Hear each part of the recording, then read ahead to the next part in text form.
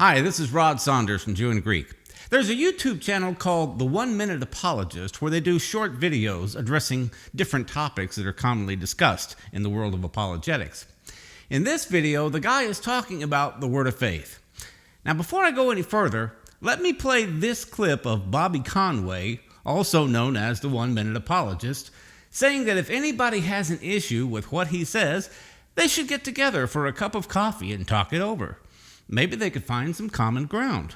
Like the person who said, God's dead. Well, if we were just sitting down having a cup of coffee together, and I was to tell you my life story, and you were to tell me your life story, I think maybe there would be something that we could find that we could maybe appreciate about each other, and we wouldn't need to be ridiculing each other for our beliefs. Because, look, I'm not an atheist, but I would love to know your story of what causes you to be an atheist and how did you arrive there. And I wouldn't want to minimize you. I wouldn't want to make you feel stupid for being an atheist. I wouldn't want to make you feel like you're being condescended.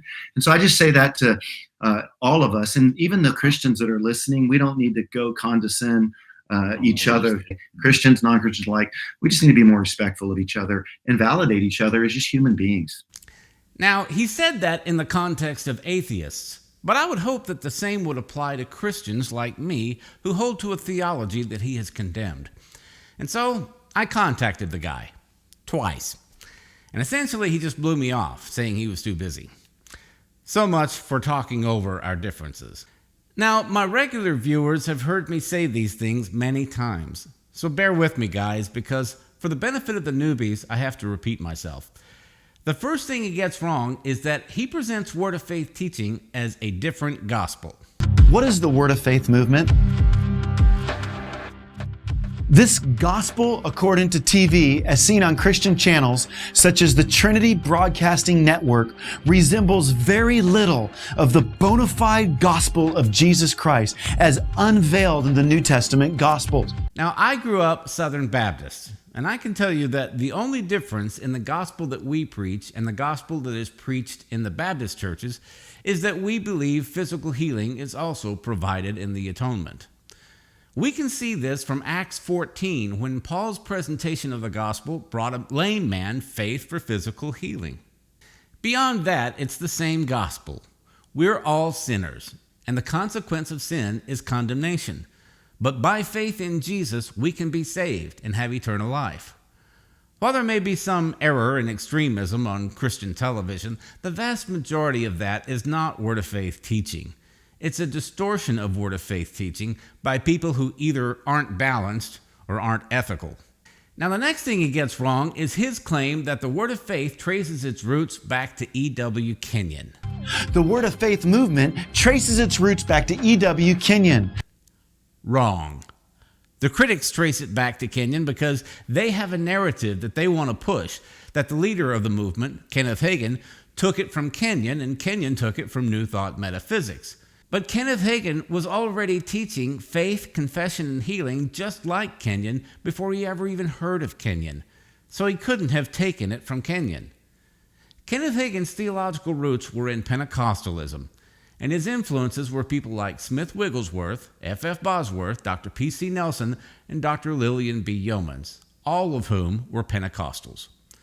The emphasis on confession and healing that came out of the higher life and faith cure movements within the holiness movement of the 19th century were incorporated into Pentecostalism 100 years ago. And this is what attracted Kenneth Hagin to Pentecostalism as a young Baptist boy who had been healed of a terminal condition. He was in the ministry for 14 years before he started reading Kenyon's books. But as I've stated numerous times, even if it did come through Kenyon, that's no indictment of the movement because Kenyon held to all of the essentials of the Christian faith as an ordained minister with the Free Will Baptist. He rejected New Thought, as you can clearly see if you actually take the time to read what he wrote. Next, he makes the same mistake that countless other critics have made in claiming that Benny Hinn is Word of Faith. But its brushstroke of cult-like teaching has been painted across the world canvas by Word of Faith teachers like Benny Hinn. Benny Hinn tried to teach Word of Faith theology back in the 1980s, and he made a mess of it, as he is wont to do. Then in 1993, he renounced what he had formerly taught and announced that he was returning to his theological roots in Catholicism and the ministry of Catherine Kuhlman. He hasn't been Word of Faith since 1993, if he ever really was. If you don't agree with that, then you don't know what the Word of Faith is. Then he says that all Word of Faith teachers say that faith is a force and words are the containers to create their destiny. All of them believe that faith is a force and one's words are the containers to create their destiny. No, we don't all teach that. In fact, I don't ever remember hearing anybody say it except in the quotes provided by the critics ad nauseum. Some may have stated it that way, but Kenneth Hagin was the leader of the movement, and he never stated it that way. So if the leader of the movement didn't teach that, you can hardly say that all faith teachers teach it. Next, he says that Word of Faith people teach that the mark of exercising true faith is great physical health and an abundance of material wealth. Faith teachers believe the mark of exercising true faith will result in great physical health as well as an abundance of material wealth. Well, admittedly, we do teach that God's will is for His children to live in health, and we receive health and healing by faith. And we do believe that He desires to bless us financially as long as we seek first His kingdom and prosper spiritually. But often people just fail to receive in these areas because they lack a proper understanding of biblical faith. For example, going back to Acts 14 and the lame man, he had faith to be healed, but he was still lame until Paul showed him how to release his faith by acting on what he believed. Sickness and poverty are often just the result of years and years of being taught unbelief from some of these mainstream evangelical guys who hold themselves up as the epitome of doctrinal integrity. And that's nothing new. Jesus had to bypass the religious leaders of his day in order to spread the gospel, and he chose uneducated men to spread the message of faith. Next, he goes after the little gods and born-again Jesus doctrines. As if these teachings aren't bad enough, many of these teachers sink deeper into their doctrinal depravity by teaching things like this, that men are little gods, or that Jesus was born again in hell.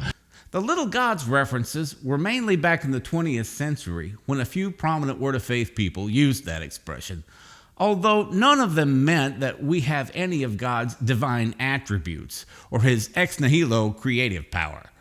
They were just referring to the fact that we are spiritual beings created in God's image. And as Dr. Michael Heiser has pointed out, there are many references to gods in the Bible as part of Elohim, or spiritual beings. In that sense, it could be said that we are gods, although I don't think it's a good idea to express it that way because of the inevitable wrong connotation it produces. As for the born-again Jesus doctrine, even Billy Graham stated that Jesus experienced spiritual death.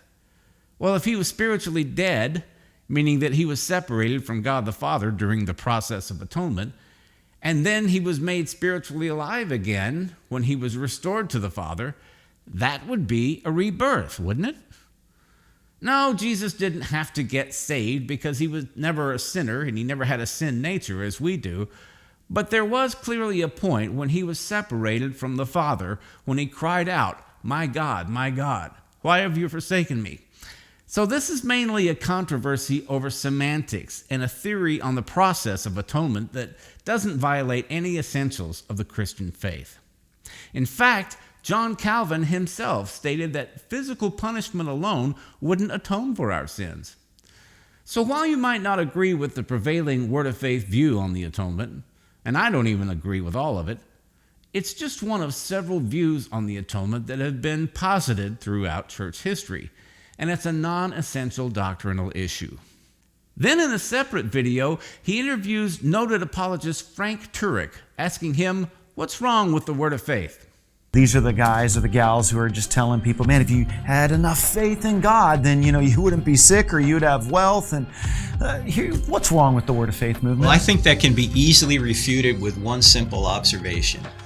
Jesus and the apostles lived horrible lives in terms of wealth and comfort. They got beaten, tortured, and killed. Don't tell me they did not have enough faith. Now, whenever somebody says, I can refute that with one observation, you pretty much know that a straw man argument is about to follow. Now, while I've enjoyed a lot of Frank Turek's apologetics work, he's misrepresenting Word of Faith teaching here. We don't believe that suffering is avoidable.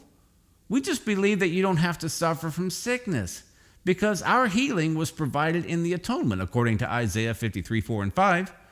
Sure, we'll suffer persecution and hardship on account of our faith from time to time, but nowhere in the Bible did Jesus say that all who follow him will suffer from cancer, heart disease, or poverty. And again, the emphasis isn't on you don't have enough faith, have more faith. The emphasis is on what faith is and how faith works. All the faith in the world won't accomplish anything if it's not Bible faith. Use a little critical thinking here. There are literally tens of millions of people around the world in the Word of Faith movement, with thousands of books and tapes on the subject. Do you really think a movement like this could be sustained for 45 years when its message amounts to nothing more than have more faith? Now, you may have noticed that this guy has doctor at the start of his name. That should come as no surprise because, as I've often pointed out, many of the people bashing the Word of Faith have advanced degrees, but that doesn't mean that they know what they're talking about. And even if you have cool video effects and use catchy beats and mousse up your hair and flail your arms around like Beto O'Rourke, it doesn't make the claims of your video right. What's wrong with the Word of Faith? What's wrong with apologists who can't seem to honestly communicate what the Word of Faith actually teaches and who aren't willing to discuss our differences? That's what I'd like to know. I have repeatedly sought a dialogue with these guys and have repeatedly been ignored. They don't want a dialogue. They want to get views on their videos and engage in virtue signaling before their colleagues and viewers. Look at me. I'm standing up to the heretics. So let me again make this offer to the 1 Minute Apologist or Justin Peters or Melissa Doherty or Stephen Bancars or any of these Word of Faith critics. Let's talk. I'll listen to your side and then you listen to mine. And let's see if we can't find some common ground. Thanks for watching.